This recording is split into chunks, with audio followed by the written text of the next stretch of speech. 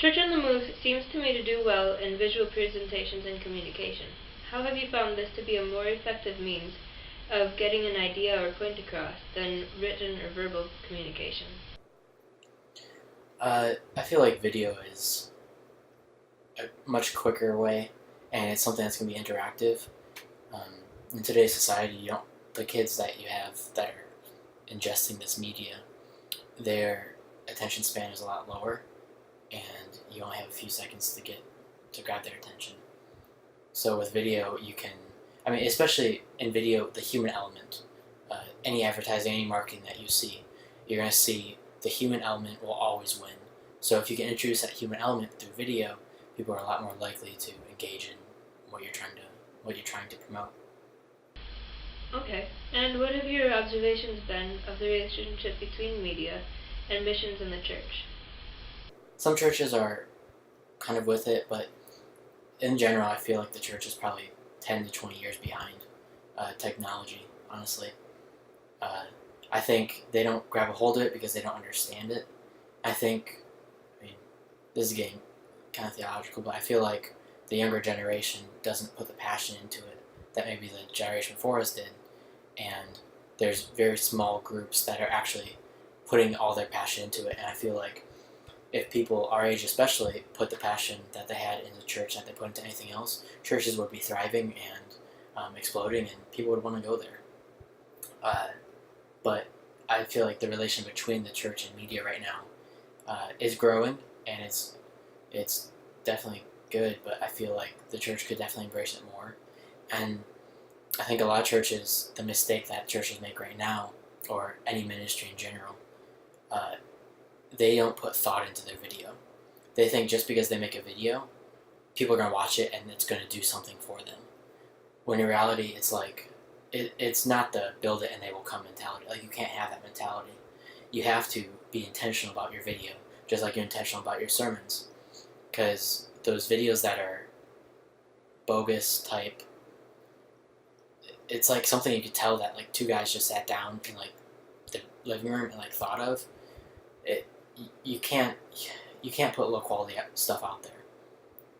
Like, as Christians, we're supposed to be the standard of excellence. Like, we are supposed to push forward. Like, we are supposed to like embrace the arts and like God inspire us through the arts and all that.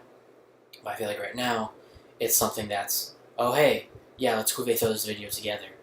Like 10, 30 minutes of planning, where you have professionals out there doing it that are putting weeks into planning something.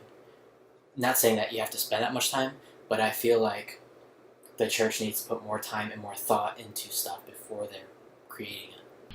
Yeah, because otherwise it's sort of a half-baked creation. Exactly. What types of information are best communicated through the following media, like video, social media, audio, MP3s, and blogs? MP3s are definitely podcasts, anything long format, because that's something that people are, it kind of picked up, then it dropped down, but now it's picking back up again, where people are listening to podcasts and everything in the car. And then social media is definitely like alerts and special announcements, things like that, that are just very quick snapshots. And then video, depending where it's being played, is usually a little bit longer format, but it's usually only, I'd say you want to limit video between 30 seconds and 4 minutes. And 4 minutes if it's a testimony. But if it's not like a testimony, it's like announcements, keep it down to like a minute and a half. I suppose blogs are kind of not as, they're probably more like a written sermon than anything else. Yeah, blogs are for chicks that they're for moms that stay home and have time to be on the internet and want to communicate with other people and reach out like that. But I think that is probably the main demographic for blogs. What is your opinion about like talking heads, basically videos of a pastor behind a pulpit? Is this a useful or good purpose for video, or is it just a way to put together something that they know how to do? The production side of me wants to say that you should set up and create a story and all that stuff. But at the same time, if it really content is king at that point, because if you set up like this huge production, but the storyline and all that is thin, then you're not gonna have any success. So but if you set up just like a camera in your bedroom, I mean, you've seen how many videos have gone viral of people just doing that, because the content that they had was worth watching. So it goes back to content. Very true. In your use of various media forms, which is your favorite and why? My favorite media form is probably video. I mean, it's the most interactive. It's video and photography. Between those two, you can create the most emotion, the quickest, and penetrate the deepest. Can you tell me a little about your current work helping nonprofit organizations with advertising?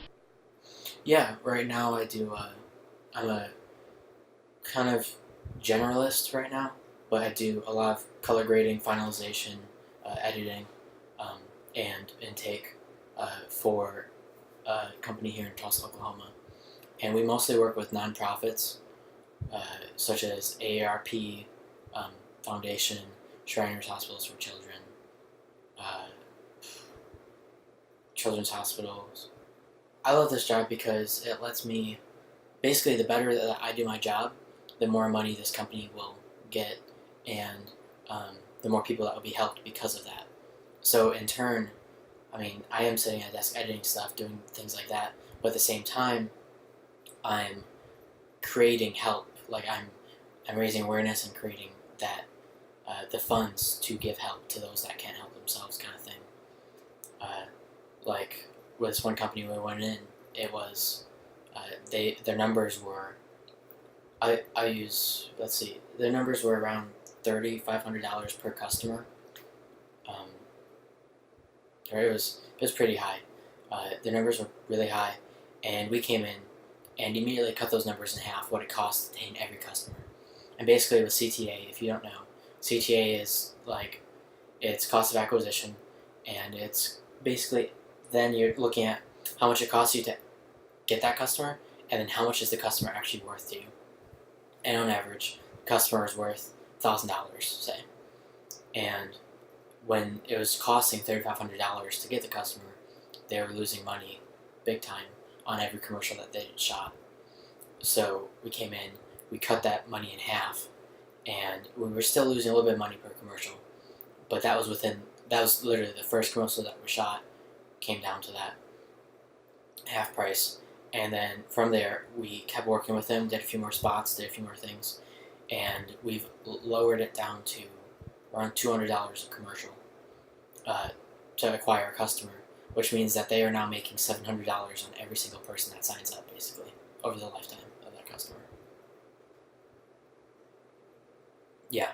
Oh yeah, it went from it was like they were losing 4 times the amount that the customer's worth, basically, down to they're making 4 times what they're paying. 4-time return. Well, I think I've asked you all of my questions for you today, but thank you so much for joining me. It's been a pleasure to hear your perspective on these subjects.